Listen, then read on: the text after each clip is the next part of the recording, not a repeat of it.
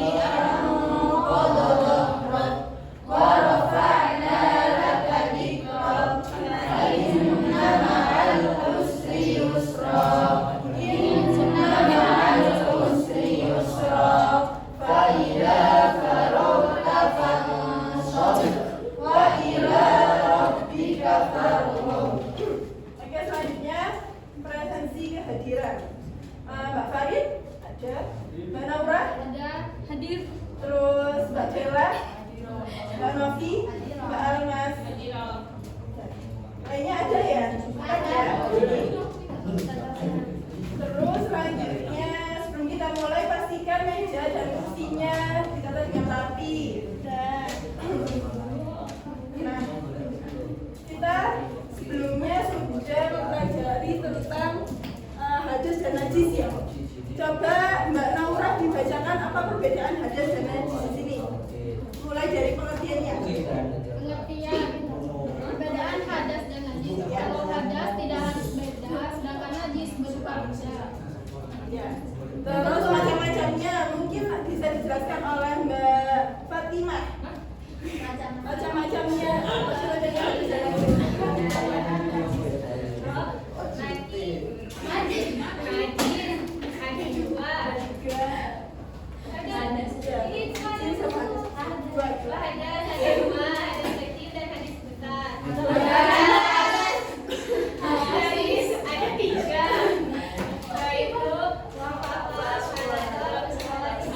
Terus cara menyucikannya atau cara bersucinya siapa ya? Mbak Farin. Cara bersucinya Cara bersucinya hadas kecil dengan wudhu dan tayamum jika tidak ada air. Terus? Hadas besar dengan mandi dan tayamum kalau tidak ada air. Kalau najis cara bersucinya dibasuh dengan air sampai hilang najisnya. Terus selanjutnya dari hadas dan najis kita akan belajar tentang toharoh, yaitu cara menyucikannya, cara bersucinya. Nah, pengertian toharoh adalah bersuci, bersih atau kesucian badan yang diwajibkan bagi orang yang beribadah. Nah, secara sederhananya di bahasa Indonesia toharoh artinya kondisi suci yang menjadi syarat dalam ibadah umat Islam. Paham di sini pengertian toharoh? Paham. Terus selanjutnya dalil dari toharoh bisa dibacakan oleh Mbak siapa ya? Mas Amir aja wes. Bacakan. Bismillahirrahmanirrahim. Bismillahirrahmanirrahim. Nanti ditiupkan ya sama tujuannya ya. Wa yas'alunaka 'anil mahid. Qul huwa ya, dengarkan. Ya. Wa yas'alunaka 'anil mahid. Qul huwa adhan fa'tazilun nisaa fil mahid wa la taqrabuhunna hatta yatahhurna. Qul huwa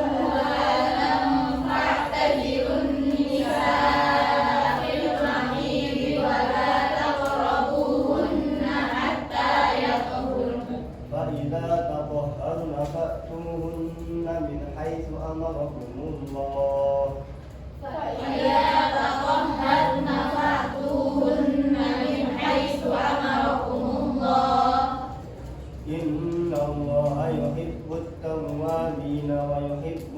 mutatahhirin. Innallaha yuhibbut tawwabin wa yuhibbul mutatahhirin. Lalu dibacakan. Mereka bertanya kepadamu Nabi Muhammad tentang haid. Katakanlah itu adalah suatu kotoran. Maka jauhilah para istri dari melakukan hubungan intim pada waktu haid dan jangan kamu mendekati mereka untuk melakukan hubungan intim hingga mereka suci habis masa haid. Apabila mereka benar-benar suci, maka setelah mandi wajib, ambillah mereka sesuai dengan ketentuan yang diberitakan Allah kepadamu. Sesungguhnya Allah juga orang-orang yang bertobat dan menyembah orang-orang yang mensucikannya. Dan selanjutnya ada kasus kemarin yaitu kasus virus corona. Nah, di kasus corona ini langkah-langkah pencegahannya yaitu bisa dengan toharoh. Coba dijelaskan lagi apa yang kalian ketahui tentang corona ini. Mungkin dari Mas Wijah mengetahui apa itu virus corona. Corona adalah virus yang viral pada Terus gimana itu cara penanganannya sama cara pencegahannya? cara penanganannya itu dengan kita membatasi sosialisasi dengan lingkungan luar, lalu selanjutnya kita melakukan vaksinasi. Sudah. Nah, selanjutnya cara mencegah wabah corona ini bisa dengan pastikan tangan bersih dengan rutin, cuci tangan pakai sabun dan cairan antiseptik. Nah, ini juga kalau kita umat Islam bisa diganti dengan wudhu, mungkin dengan mandi, dengan rajin mandi itu. Terus yang kedua, tutup mulut saat batuk atau bersin. Lalu yang ketiga, menghindari kontak langsung dengan orang yang sedang mengalami gejala flu. Terus yang keempat ini mungkin bisa memasak daging dan telur. Soalnya kan di daging sama telur kan bisa membuat kita tidak terhindar dari virus corona. Terus yang kelima, hindari kontak langsung dengan hewan liar atau ternak tanpa alat pelindungan. Kemarin kan virus corona berasal dari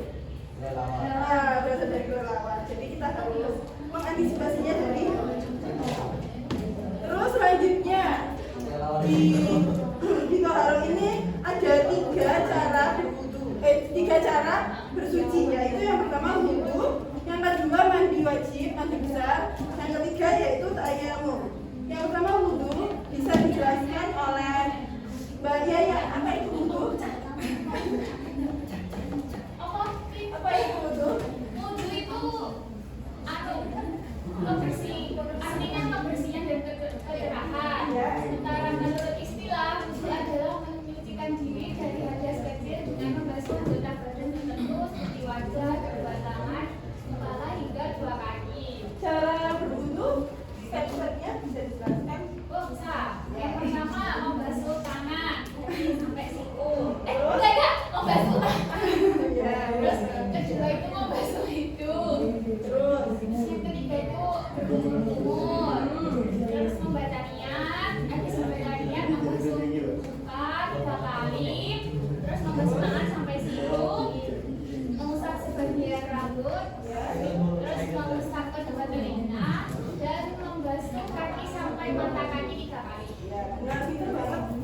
Terus selanjutnya ada mandi besar, akan dijelaskan oleh Mas Bekal. Oh, gini. Mandi besar itu apa, Mas? Ini udah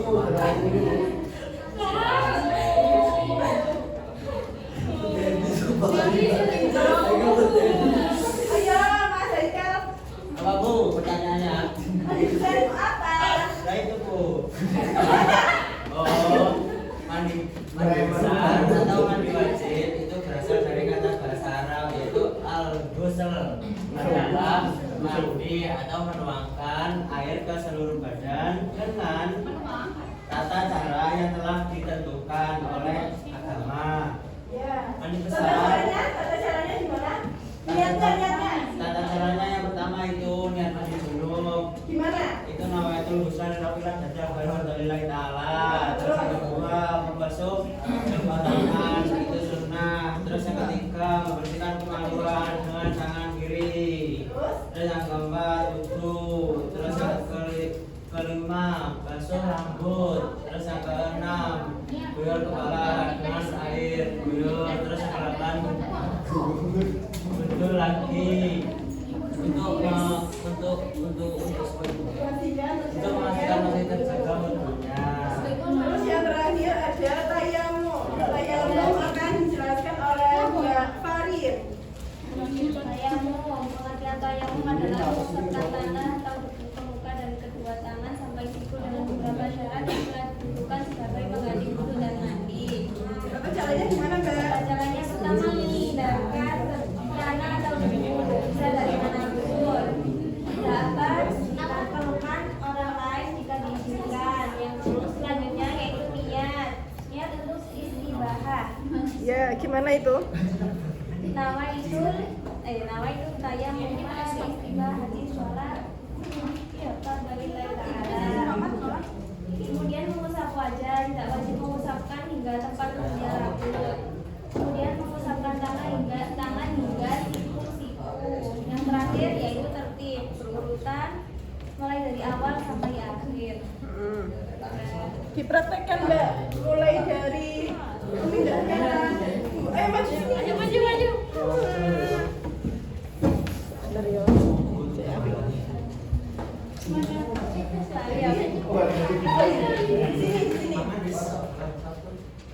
Nah, pertama gimana? Ya, terus? Belum, gini kan dulu.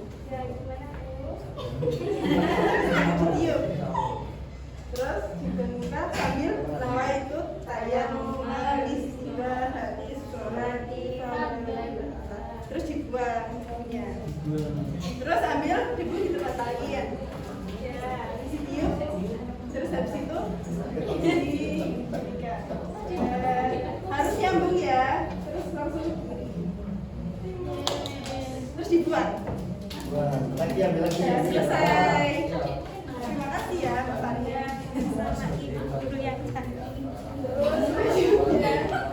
Ini adalah alat-alat untuk bersuci. Yang pertama batu digunakan untuk bersuci apa? Jadi terus daun digunakan untuk istinja juga. Terus yang ketiga tisu, kertas. Apa? Nah, benar. Yang keempat ini apa? Air. Bermandi, berwudu. Terus yang tisu untuk selanjutnya ada ini membuat kelompok jadi 4 kelompok ya. Itu. Oh iya. 2, 3, 4, 1, Mbak Almas 1, 2, 3, 4, 1, 2, 3, 4. Terus Mbak Elisa 1, 2, 3, 4. Terus Mbak Hasmia 1, 2, 3. Silakan bentuk kelompoknya masing-masing. Aku loh.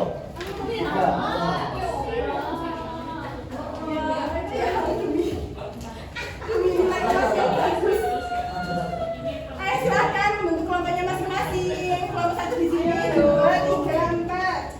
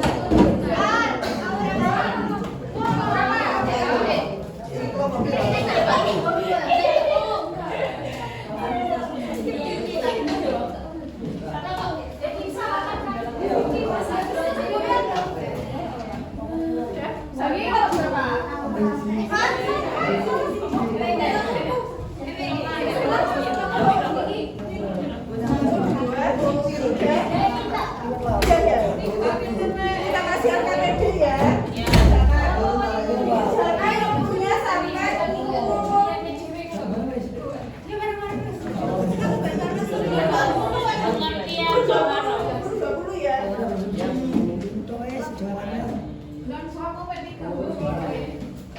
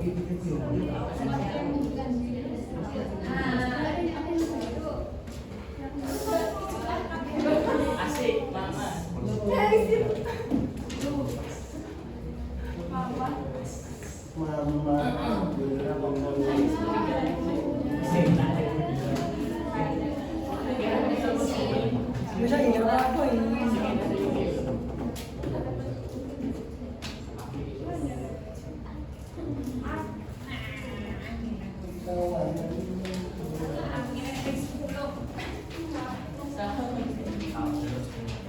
Ngomong tangan gue atau Udah selesai semua? ya. Turun aku sudah boleh. Kalau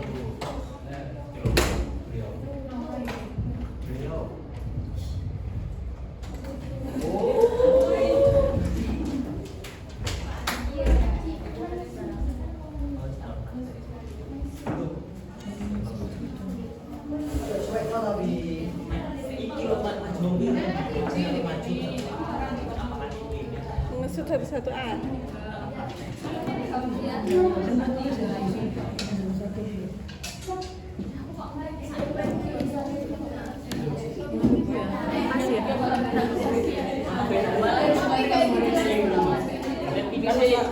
jelas no.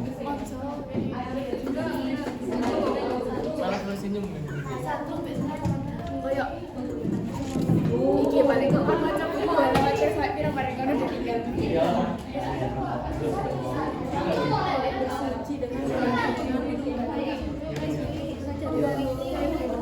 Apa ekspresimu kok ngono? Ekspresimu kok ngono? Apa tuh? Ya ya, udah selesai semua ya. Salah satu kelompok maju ke depan untuk mempresentasikan kelompok mana yang sudah selesai. Silakan kelompoknya Haikal. Aku selesai semua. Silakan kelompok lain dulu Bu. Di sini masih belum selesai. Kelompoknya Mbak Dera udah. Kelompoknya Mbak Almas sudah. Sudah. Ya, silakan. Haikal sudah dulu. Iya, di sini. Aduh. Oh, gue di sini kami akan menjelaskan pertama mengenai keluarga baru. Kalau berarti bersuci dari drastis, sedangkan itu adalah salah satu pendidikan diri. Kita tubuh dengan menggunakan air dari kecil dan besar. Yang saya mau adalah menjelaskan diri. Untuk itu menggunakan debu sebagai dari tubuh. Sedangkan yang besar adalah menunjukkan anggota tubuh dari ada besar, juluk dan lain-lain. Ya. Oke Bu, sudah Bu. Ya. Terus sama kelompok terakhir. Kelompoknya. Haikal. Apa toh? Harus nulis semua. Masih ada orang. Haikal. Jorin Elisa. Tapi kita takut di kopi.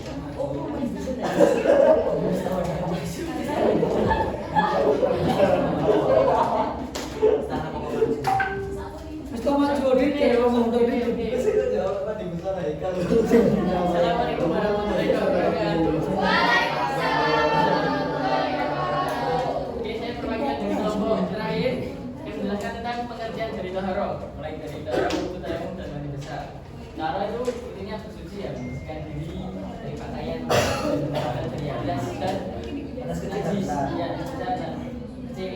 Terus mencari wudhu itu juga mencucikan diri, yaitu sebelum sholat, yang membasuh muka, tangan, kepala, membasuh kaki, telinga, Kepala air. Kepala sih. Nah itu ya nanti sebelum sholat. Kalau tayamum itu pengganti wudhu ketika tidak ada air, jadi pakai debu. Nah itu cukup muka, tangan, tangan. Iya, muka dan tangan. Itu mandi besar. Enggak. Pas mandi besar itu mandi junub ketika ya kita setelah melakukan ilmu kita harus bersuci terlebih dahulu. Tata caranya yang pertama itu mencuci tangan. Setelah mencuci tangan terus mencuci tangan pakai sih. Ya membui Haikal itu. Itu membui baca itu maksudnya ya. Kemudian juga Baik, setelah pembelajaran ini kita evaluasi ya. Kita evaluasi hari ini. Kita jauh sampai sana aja ya.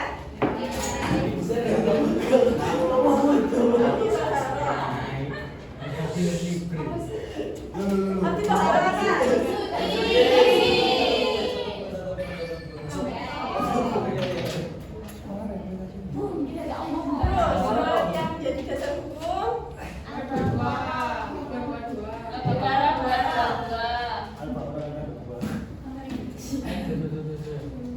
jenis toharo. Wudu mandi C. Oke. G. Lanjut. Salah. Ayo, ayo.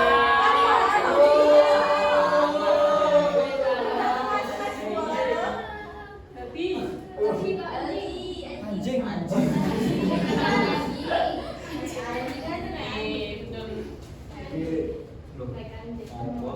Terus air yang termasuk air mutlak. Sirup. Air mutlak ada berapa? 7. 7 apa aja?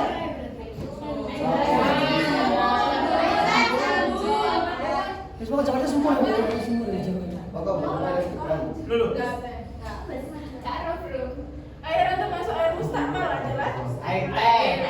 Kayak larang ya.